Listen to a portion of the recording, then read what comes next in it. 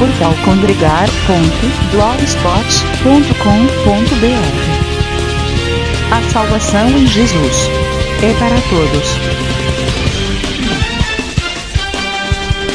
A Igreja Evangélica Assembleia de Deus, em Juiz de Fora, Minas Gerais, localizada na Avenida dos Andradas, 1125, Morro da Glória, comemorou 20 anos de formação da Orquestra Adoração. Uma noite abençoada na presença do nosso Deus. Veja 2 louvores apresentados ao Senhor, pela orquestra anfitriã, e a mensagem, ministrada nesta oportunidade, pelo pastor Elias. Confira.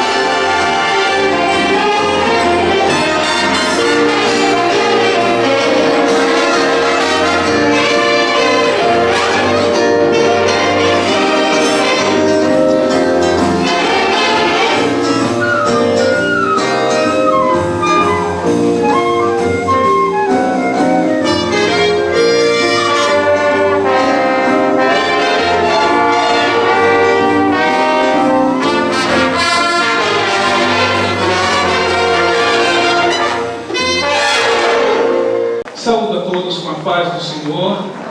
Vou pedir a que se acomodem, por gentileza, tomem seus lugares, acomodem os seus instrumentos, acomodem-se como possam.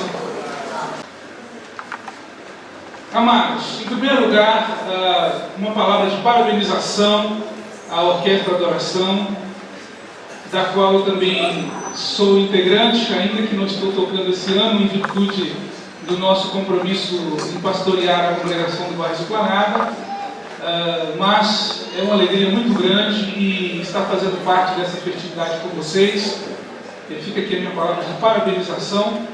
Eu já disse aos colegas pastores e demais pessoas que uma das coisas que mais vamos sentir saudades no período do nosso trabalho missionário aqui novo, né? Certamente será a orquestra de oração.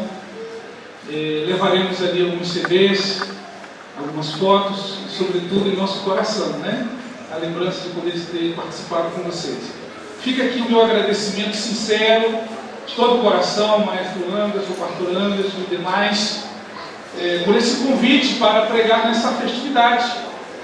E possivelmente, não posso afirmar, mas possivelmente seja esta a última oportunidade nossa para estar pregando aqui em Juiz de Fora, né, antes do nosso retorno.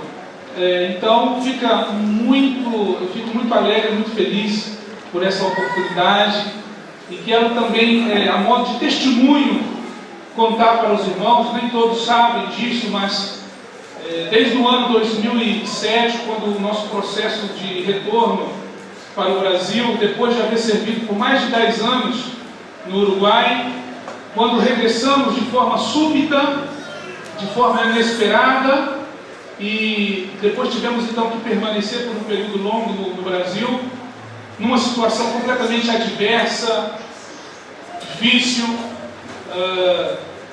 Nós encontramos na música, meus irmãos, ali um escape, encontramos na música uma ajuda, né? Quando o missionário vai para o campo, ele sofre o chamado choque transcultural. Porém, quando ele passa um período prolongado naquele país, naquele povo, e quando regressa, por incrível que pareça, sofremos o choque transcultural reverso. Passamos 10 anos fora, mais de 10 anos, e quando regressamos, tivemos que ficar aqui, assim, meio que perdidos.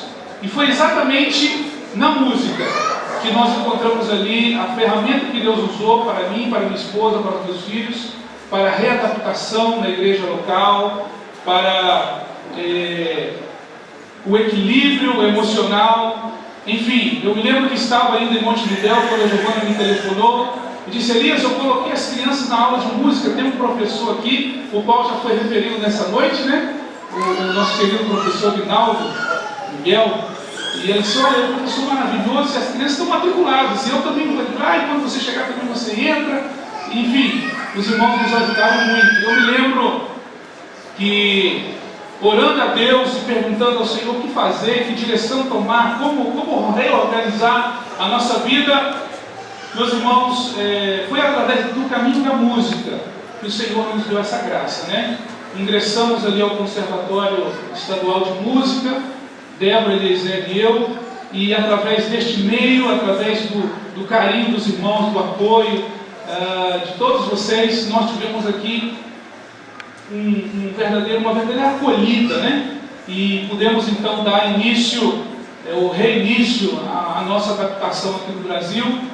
E bem, enfim, agora parece-nos que já chega novamente o tempo da partida, e se Deus quiser, a partir do ano que vem estaremos indo para Brasília, na Missão Além, onde faremos ali o curso de treinamento para tradutor da Bíblia, e o nosso desejo é servir na Índia. Então eu rogo os irmãos que estejam orando por nós, e de modo que fica aqui então esse testemunho, através da orquestra de oração, dos maestros, dos músicos.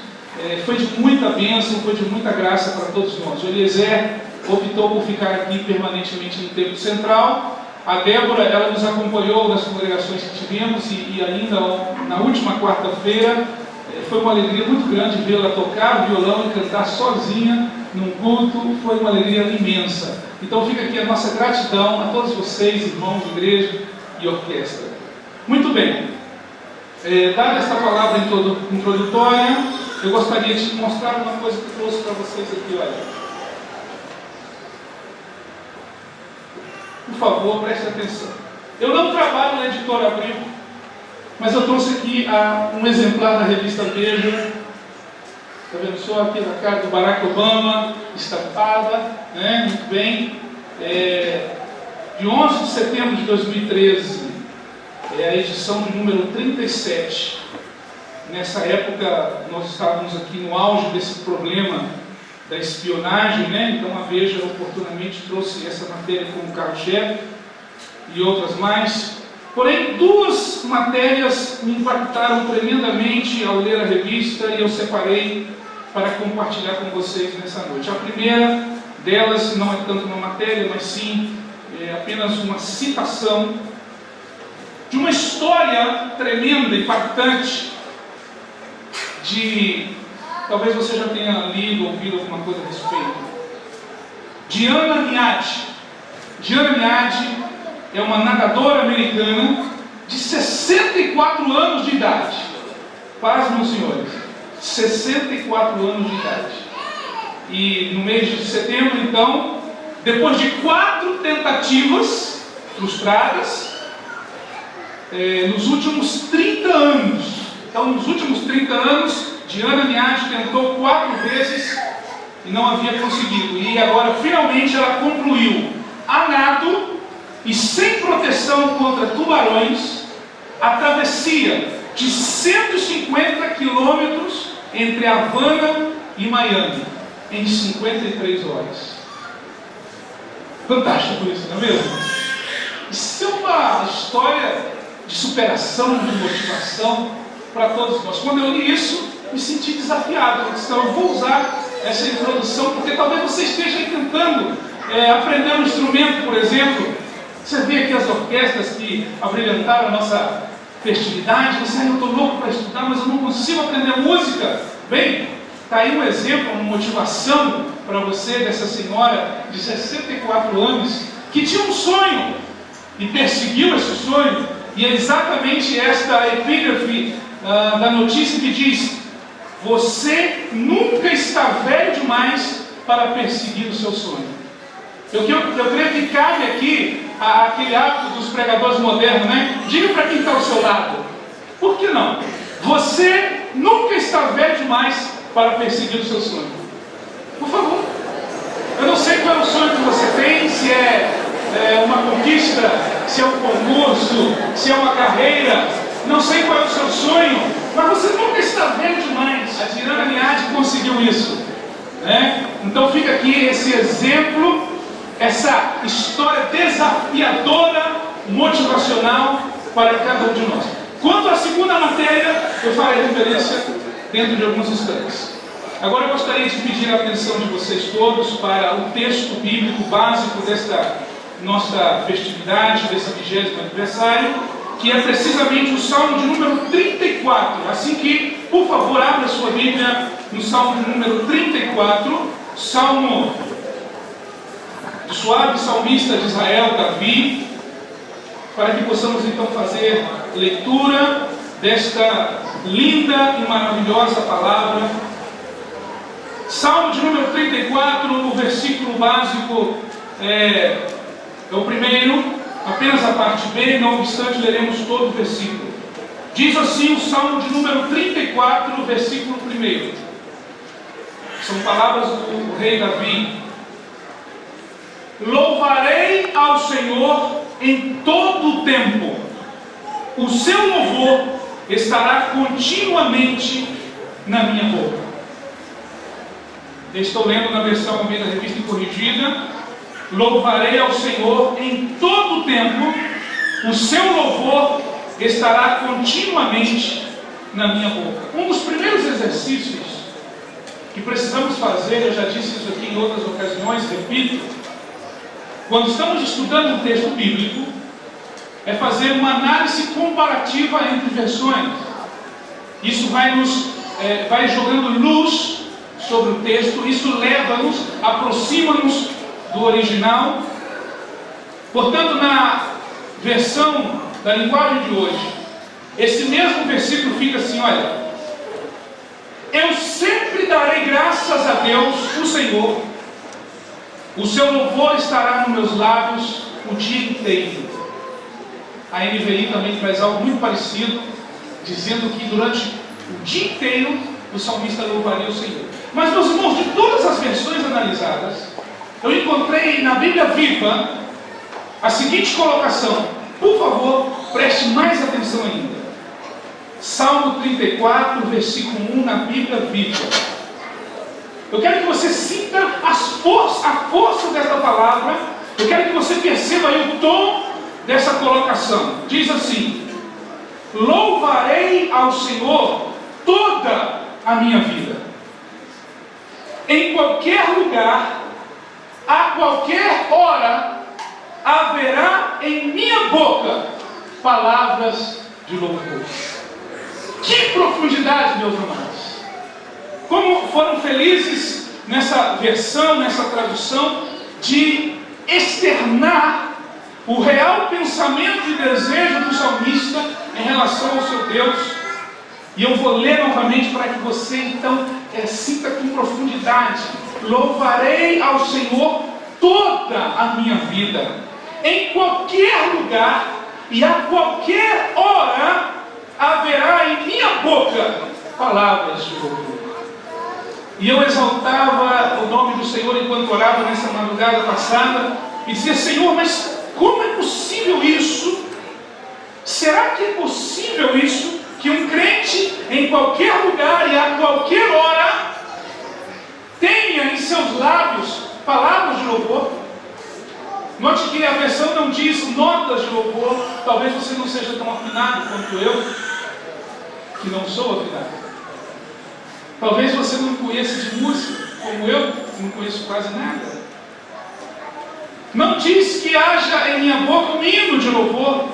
Talvez você nem saiba cantar muito bem. Mas palavras de louvor. E o que chama a atenção é: em qualquer lugar e a qualquer hora. E quando o salmista diz de qualquer hora, musicistas, irmãos, ele está falando de tempo, no sentido temporal, do nosso dia de 24 horas, de manhã, de tarde, de noite, de madrugada, seja a hora que for, deve haver em nossa boca palavras de louvor a nosso Deus, mas também no sentido circunstancial ou existencial. Em toda hora, em todo tempo, isso forma um universo existencial, ou seja, em outras palavras, em qualquer circunstância da nossa vida, deve haver em nossos lábios palavras de louvor. Meus irmãos, isso é de uma profundidade tremenda. Isso é uma coisa maravilhosa. Não obstante, queridos, não é uma coisa tão fácil de se viver. Não é uma coisa tão simples assim. Você ler o salmo é uma coisa, mas você viver este salmo. E eu pensava e meditava nessa palavra, e passeando pelas páginas da Bíblia, em diferentes personagens, que em diferentes lugares e em diferentes circunstâncias de sua vida louvaram a Deus. Meus irmãos, quando a notícia é boa, e isso nos causa gozo e alegria no coração, aí é fácil louvar a Deus. Mas quando o telefone toca, como naquele dia lá em Montevidéu, e a nossa família disse: olha, venham urgente para o Brasil, porque a irmã Arminda, mãe da minha esposa, está no CTI, em fase terminal. E Giovana veio, eu me lembro disso perfeitamente, porque nós estávamos fazendo uma campanha de jejum e oração, e pensávamos para uma programação que tínhamos agendado. Depois entendemos que Deus já nos estava preparando para aquela circunstância que iríamos viver, e não havia nenhum voo naqueles dias, por incrível que pareça. Não havia passagens, não havia como vir urgente para Juiz de Fora. Eu me lembro de uma aluna que tinha no Instituto Bíblico, que era sócio de uma agência. Telefonei para ela, Alejandro, o nome dela, disse: olha, precisamos de uma passagem urgente para Rio, São Paulo, Belo Horizonte, está acontecendo isso, isso e isso. E ela buscava e usou todos os recursos possíveis. Não tinha, não havia. Todos os voos lotados. E ali ela nos aconselhou: vá para o aeroporto, quem sabe há alguma desistência, alguém que chega atrasado, você consegue. Fomos a primeira vez, nada. No dia seguinte ali, Giovana com aquela expectativa, o Eliezer ainda bem pequeno, tendo que vir, sabendo do estado que estava sua mãe. Numa situação dessa, meus irmãos, não é tão fácil louvar ao Senhor. Não é tão simples assim. Mas é possível. Quando da empresa te chamam e diz: olha, por favor, passe nos recursos humanos. Não preciso terminar a frase, porque você já sabe o que isso significa. Quando você olha na internet e tinha tanta expectativa, preparou-se tanto, mas o seu nome não aparece na lista, em horas adversas, em momentos cruciais, de dor, de morte, de enfermidade, não é tão fácil, não é tão simples louvar ao Senhor. Mas é possível. E ali, meus irmãos, eu me lembro que havia um voo no dia seguinte que vinha de Madrid para o Rio de Janeiro, e ele não passaria em Montevidéu, mas por alguma razão, e nós sabemos que por uma intervenção divina, não há outra explicação, ele pousou em Montevidéu, e quando anunciaram no aeroporto de Carrasco que um passageiro resolveu, por alguma razão, ficar no Uruguai, logo restou um assento. E foi nesse voo que veio Giovana, e chegou aqui no sábado, e no domingo pôde ver a sua mãe pela última vez no CTI, na segunda-feira ela veio a falecer, depois veio o enterro, e lá, com o esposo distante, com a família separada, com a sua mãe ali no caixão, para ser enterrada, ela ainda teve a graça de Deus, de juntamente com a igreja abrir a harpa e cantar um hino de louvor no culto. Em todo tempo, em qualquer lugar, haja em minha boca palavras de louvor. Não é tão fácil assim como parece, mas é possível. E eu perguntava ao Senhor, como é possível isso, Deus? Deve haver algum caminho, deve haver alguma explicação para isso. E meditando na Escritura, irmãos, eu encontrei a seguinte verdade. Eu encontrei algo maravilhoso, quero compartilhar com você. É possível sim que haja em nossos lábios, em qualquer lugar, em todo tempo, e como diz na NVI, o dia inteiro, palavras de louvor, seja qual for a situação que vivamos, favorável, adversa, boa, ruim, saúde, enfermidade, vida ou morte. É possível. Quando isso é possível? Meus amados, quando o foco é colocado no lugar certo. E quando eu digo colocar o foco no lugar certo, eu não quero dizer, por exemplo, já que estamos numa festividade de música, da orquestra, colocar o foco no lugar certo, não é no louvor. Eu meditei sobre isso, meu Deus, como é isso? O verdadeiro louvor, a verdadeira adoração. A Bíblia diz que Deus busca verdadeiros adoradores, mas como é isso? O foco não está no louvor? Não, irmãos. O foco não está no louvor. Ah, bom, então o foco deve estar na técnica, ou no instrumento que eu vou usar. Se ele é de uma marca excelente, top de linha, então eu vou ter uma boa digitação, eu vou ter uma boa qualidade de som, e isso vai me dar então um verdadeiro louvor e um foco correto. Não, senhores.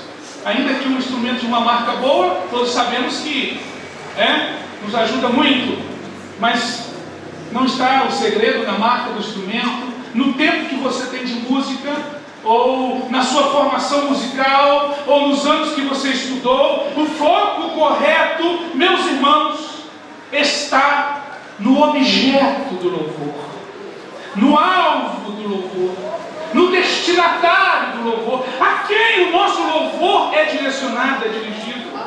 E quando nós colocamos o foco na pessoa do nosso Senhor e Salvador Jesus Cristo, que é o verdadeiro foco, aleluia, eu aproveito inclusive para perguntar, como está a sua vida espiritual? Como está o seu foco espiritual? Você está colocando o seu olhar no lugar certo? Em linguagem musical, o seu instrumento está bem afinado? Está lhe dando 440? Uma afinação perfeita? Como está o foco da sua vida espiritual? Quando nós olhamos para nós mesmos somente limitações, quando nós olhamos para nós mesmos somente vemos os nossos erros, quando nós olhamos para o lado, para as circunstâncias, não raras vezes nos desanimamos, e é preciso ler uma história como essa que li, para que por aí nos despertemos, para prosseguir em busca de um sonho, mas mesmo assim, falta algo.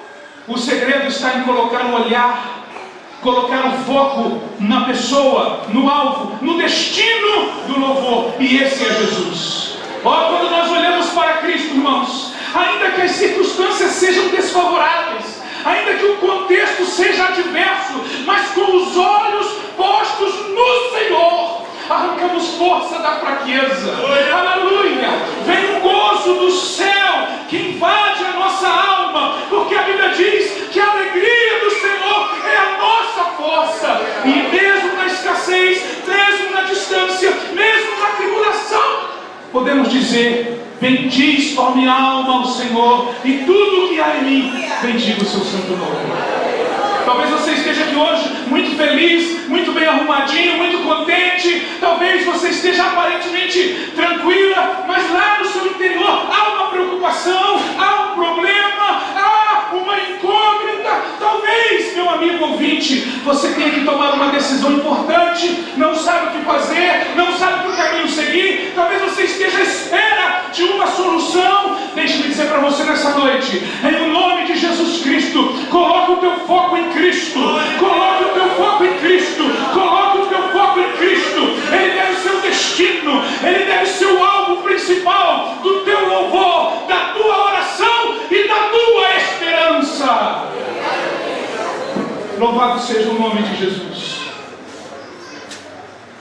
Precisamente este salmo de número 34, quando nós analisamos o contexto histórico e vemos uma história muito interessante, que não vou trazer à luz nessa ocasião, mas é uma história muito peculiar de um acontecimento na vida do rei Davi. Mas foi exatamente depois deste fato ocorrido, que está registrado lá no primeiro livro de Samuel, no capítulo 21, depois daquele momento crucial que Davi viveu, depois daquele momento que ele estava entre vida e morte, o seu pescoço estava correndo o risco de ser cortado. Mas quando ele saiu daquela situação tão terrível, diz a história que Davi compôs esse salmo em gratidão a Deus e como resposta de oração. Opa, o que foi que disse? O que foi que eu disse? Resposta de oração. E aqui, meus irmãos, nós entendemos então outra coisa, que para que haja um verdadeiro louvor ao Senhor, perpétuo e continuamente, para que haja um louvor em nossos lábios, para que haja palavras de louvor em nossa boca, é preciso também haver o quê? Uma vida de oração, uma vida de consagração. É o caminho para você, meu amigo, o caminho para você, minha amiga, meu irmão, minha irmã, o caminho para a sua vitória está na oração. Como diz o pastor Silas Malafaia, ora que melhora. Sabe por que muitos cristãos não estão conseguindo ter uma vida vitoriosa? Vida de oração pobre, vida de oração medíocre. São daqueles crentes chamados crentes 6 horas. Conhece o crente 6 horas? Hein? O crente 6 horas? É aquele que fica assim: irmão, 6 horas por mim, tá? Ó, as irmãs do Círculo de Oração, 6 horas por mim, hein? 6 horas por mim, os pastores aí, ó. Pede oração para todo mundo, mas ele mesmo não leva a sua vida de oração. Então, meus queridos, o que acontece? Uma vida espiritual pobre, raquítica, presa fácil para o inimigo. Pastor Elias, nós estamos em uma festividade de orquestra, não estamos na festividade do ciclo de oração. Você está falando de oração? Sim, senhores, porque esse é o caminho para a vitória. Você pode ser um bom musicista, você pode tocar muito bem o seu instrumento, ele pode ser de uma das melhores marcas, mas como está a sua vida de oração? Antes de ser músico, você é crente. Antes de ser um cantor e uma cantora, você é um servo e uma serva de Deus. E para morar no céu, meu amigo, tem que levar uma vida de oração e viver em santidade, porque a Bíblia diz: sem santidade ninguém verá o Senhor. Quando nós colocamos os olhos no Senhor, quando nós colocamos o nosso foco no Senhor, pelo menos 3 coisas nós adquirimos. Quando levamos uma vida de oração agradável a Deus, 3 coisas acontecem conosco. Em primeiro lugar, nós adquirimos uma visão clara de quem é o Senhor. Uma visão clara de quem é o Senhor. Se você pega uma partitura e ela não está bem escrita, se tem problemas de impressão, problemas de digitação, se tem algum erro, você não vai fazer uma boa execução. Porque tem um problema na leitura, você não consegue interpretar, você não consegue, porque a sua visão ali não está correta do que está proposto originalmente. Uma visão clara de quem é o Senhor. Conhecer a Jesus Cristo. Meus amados, é isso que nós estamos precisando. E quando eu falo de visão clara do Senhor, eu lembro-me do profeta Isaías. E no livro de Isaías, no capítulo 6, nós temos ali uma das histórias mais lindas do Antigo Testamento, por que não da Bíblia? Uma das visões mais maravilhosas do Senhor. Vários homens, vários personagens bíblicos tiveram visão do Senhor.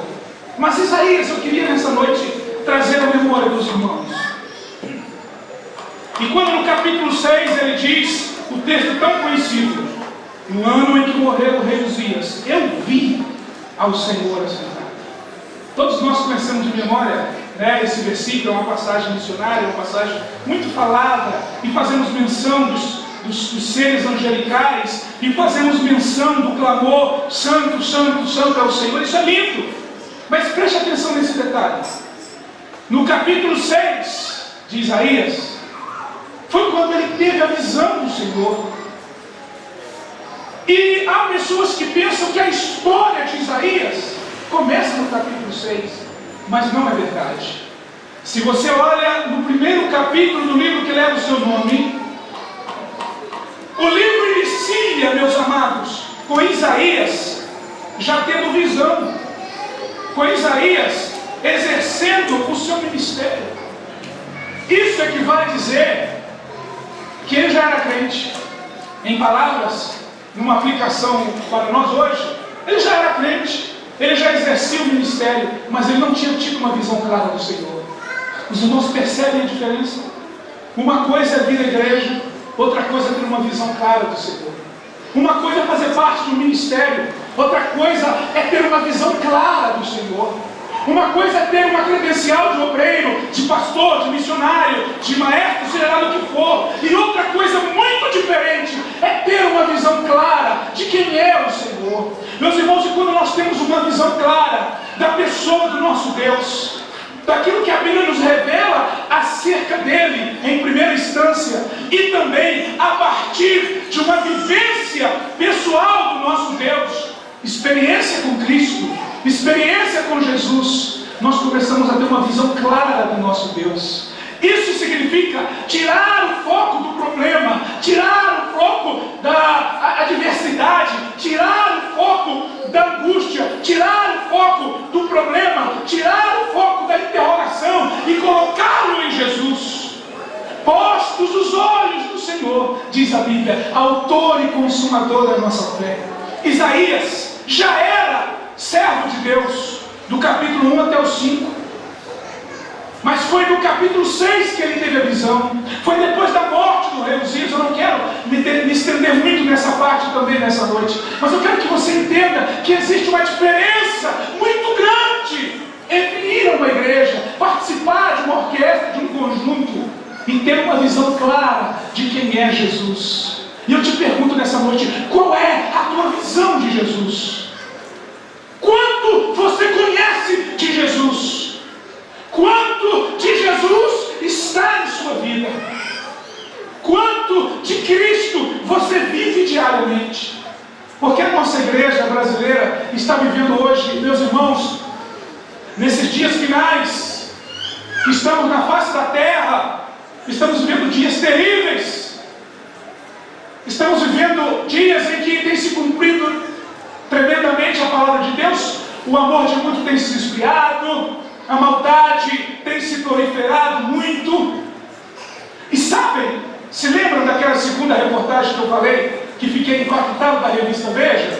Muito bem, ela traz aqui na página 46 a história de uma brasileira, uma jovem chamada Aline Pranzoi. Está na Veja, está na Isto É, está em vários meios de comunicação. Esta jovem, que se autodeclara evangélica, que se autodeclara membro da Assembleia de Deus, entra para a história da igreja brasileira como sendo, meus irmãos, pasmem os senhores, a primeira modelo evangélica a posar nua para a revista Playboy na edição de setembro. Se diz crente, evangélica, da Assembleia de Deus. Estamos vivendo no Brasil essa realidade. No Nordeste, praias de nudismo gospel. Em São Paulo, shopping center com lojas de sex shop. evangélica. Temos em Campinas bares gospel com pista e inclusive com o ferro para que as modelos evangélicas possam fazer pole dance gospel. A única diferença é que a música é gospel. E nós vivemos hoje uma banalização do evangelho. Vivemos hoje no Brasil e no mundo uma banalização do que ser um verdadeiro cristão. Sabe o que é isso? Foco equivocado.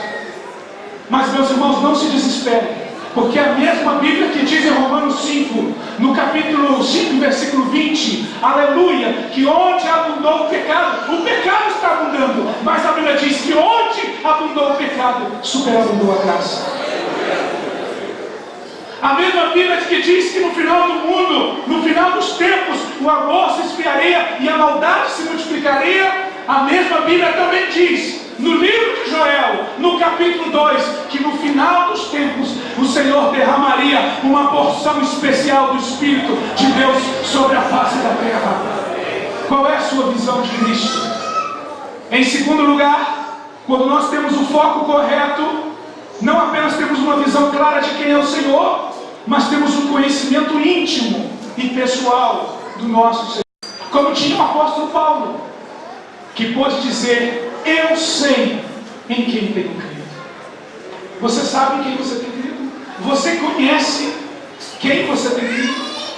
Meus irmãos, quando temos o foco correto na pessoa que merece todo louvor e toda nossa exaltação, não apenas temos uma visão clara de quem é o Senhor, não apenas temos um conhecimento íntimo do Senhor, mas também temos uma comunhão perfeita com o Senhor Jesus. E o melhor exemplo que temos é o do próprio Senhor Jesus Cristo. Ele disse: eu e o Pai somos um. O Pai comigo está. Ele nunca tem me deixado só, porque eu sempre faço o que lhe agrada. Você tem sempre feito o que agrada a Deus? Você tem feito o que agrada a Deus? O Senhor Jesus disse: o Pai nunca me deixou só, porque eu sempre faço o que lhe agrada. Uma comunhão perfeita com o Pai. Isso é ter o foco correto. E quando nós focalizamos a Cristo de maneira bibliocêntrica, de maneira correta, então assim podemos fazer e falar, como disse Davi: louvarei ao Senhor toda a minha vida, em qualquer lugar, a qualquer hora, haverá em minha boca palavras de louvor. Eu quero deixar essa mensagem para você nessa noite como um desafio. Eu quero deixar essa mensagem para você nessa noite como um despertamento, meu querido irmão, minha querida irmã, meu querido ouvinte. Deus, nessa noite, Ele nos chama à responsabilidade, Ele nos chama para que venhamos a rever o nosso cristianismo, para que venhamos a rever a nossa religiosidade. Deus, nessa noite, nos convida para que haja em nossos lábios, em qualquer lugar e a qualquer hora, palavras de louvor. Será que você poderia agora mesmo dizer algumas palavras de louvor ao Senhor? Será que enquanto terminamos essa mensagem, enquanto preparamos para fazer o apelo, será que você, crente que experimentou a graça de Deus, você que é salvo, será que você poderia aí abrir os seus lábios e dizer palavras de louvor ao nosso Deus? Diga-lhe o quanto você o ama, diga-lhe o quanto você o apressa, diga-lhe o quanto você precisa dele. Adore ao nome do Senhor, glorifique ao nome do Senhor, peça a Ele que te perdoe, que te transforme, que te afine espiritualmente falando, para que sempre haja em seus lábios palavras de louvor. E você que ainda não é crente, você que ainda não aceitou Jesus como seu Salvador, você que veio aqui nessa noite talvez pela primeira vez, ou já tantas vezes tem ido a uma igreja evangélica, mas ainda não tem uma visão clara de quem é o Senhor, hoje você tem essa oportunidade, e o primeiro passo é aceitá-lo como Salvador e Senhor da sua vida. Único e suficiente Salvador. Único porque não precisamos de outro, e suficiente porque não existe outro. Se você quiser aceitar Jesus, hoje você vai começar a ter uma visão clara de quem é o Senhor. E não apenas isso, mas você vai poder desfrutar de uma comunhão íntima e pessoal com o Senhor. E também, em terceiro lugar, e consequentemente, depois de ter uma visão clara de quem é o Senhor, depois de ter um conhecimento do Senhor, vai poder então ter uma comunhão. Visão clara de quem é o Senhor, conhecimento íntimo do Senhor e comunhão perfeita com o Senhor. Ele é o motivo do nosso louvor e da nossa adoração. Ele é o motivo da nossa existência. Nas palavras paulinas, se vivemos, para o Senhor vivemos. Se morremos, para o Senhor morremos. Portanto, quer vivamos ou quer morramos, somos do Senhor. Que Deus nos abençoe e nos guarde. Muito obrigado por essa oportunidade. Que o Espírito Santo fale melhor em cada coração. E mais uma vez, parabéns para a orquestra Adoração.